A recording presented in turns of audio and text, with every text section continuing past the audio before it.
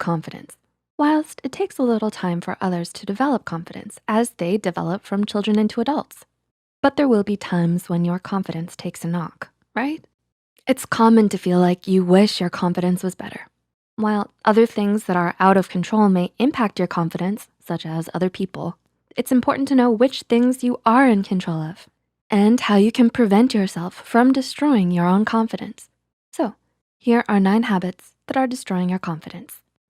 Number 1, you care too much about what other people think. How many times have you said to yourself, I don't care what other people think about me. honestly, the tally isn't quite encouraging, is it? No.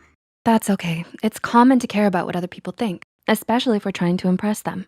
As human beings, you want to be liked and respected by others.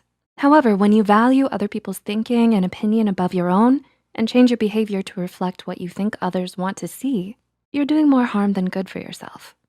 Number 2, negative thinking. I'm not good enough. I can't do this. You've had one too many of those days, haven't you? Uh-huh. You become what you think. If you always think you're not good enough, then you'll never be confident. Do you have thoughts that you can never get that promotion, even though you are qualified? That's negative thinking. Indulging in pessimism creates a self-fulfilling prophecy. Oh boy. Yeah, you're gradually destroying your self-confidence with all of these thoughts.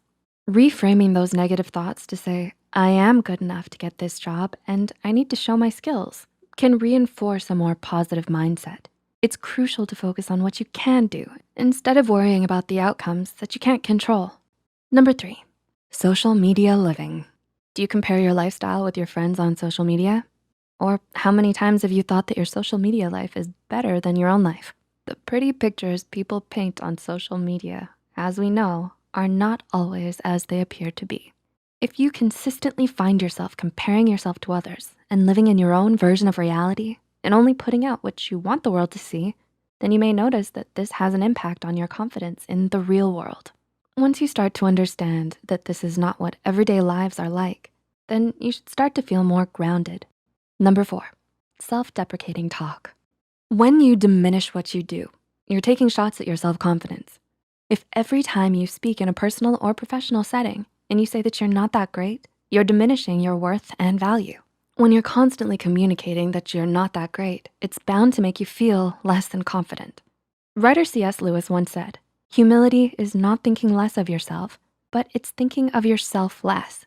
So remember that and try not to confuse humility with self-deprecation. Number 5, the blame game is your favorite sport. When you find yourself in a situation that you are not happy with, such as the job that you hate, do you tend to find excuses and blame everybody else or everything else for what is happening? This destroys your self-esteem and you feel less confident about being able to manage your situation. You'll need to develop an exit plan for your self-esteem. In his video, How to Beast explains this idea of blaming acts as a defense mechanism. So rather than pass the blame, taking ownership of your situation should jumpstart your confidence, fingers crossed. Number 6, you set the bar low for yourself. When you disclaim, I'm not very good at this, so don't have any expectations, it immediately makes others question your ability. Disqualifying yourself verbally reassures you that others won't have high expectations from you and won't be disappointed. But by setting yourself at this level, naturally your confidence is going to be low, as is your sense of value. So when you put confidence on it, it instills confidence in others about you as well. Number 7, thinking that you don't have anything to say or contribute to a discussion. Why don't you tend to get involved in conversations at work or at social events? Is it because you don't believe that you have anything meaningful to add? Maybe. Well, this too is destroying your confidence, as you may feel like people will be bored of what you have to say, or that they'll think that you're not smart. Yeah, or they'll make fun of me. This is a story that you've told yourself, and you've started to believe that it's true. It may be that the topic of conversation is not something that you're particularly interested in or know a lot about, but it should not be allowed to cost you your confidence. Okay, number 8, you dismiss compliments. Guilty as charged, right? Yeah, me too. We often receive compliments by deflecting or shying away from accepting them because we're embarrassed or we don't believe the comment. By deflecting, we're not only selling ourselves short, but challenging the judgment of the person complimenting us. Uh-oh. Accepting compliments graciously doesn't make you an egomaniac. We can accept compliments graciously and take them on board when developing our confidence. And number 9, ruminating. Ever find yourself repeatedly going over what you didn't get right or situations you didn't like? An example of this may be that you continuously think about something you said during a presentation to your work colleagues.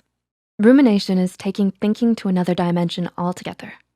Even though thinking is considered necessary for problem solving, ruminating is focused on the problem and not on finding the solution. In her article for Forbes, Jamie Kaluga wrote that when you ruminate on your poor decisions or setbacks consistently, even the most confident people can struggle at times, and it's perfectly normal. You are unique individuals with different skills, so use them to your advantage. Using positive affirmations every day where possible can help to remind you of your strengths and what you want to develop. Do any of these describe your experience? Or did any of these points describe you? If you have any comments or feedback regarding this video, please leave them in the comment box below. We love hearing back from our viewers, and your feedback is so important for us when we're creating content at Psych2Go.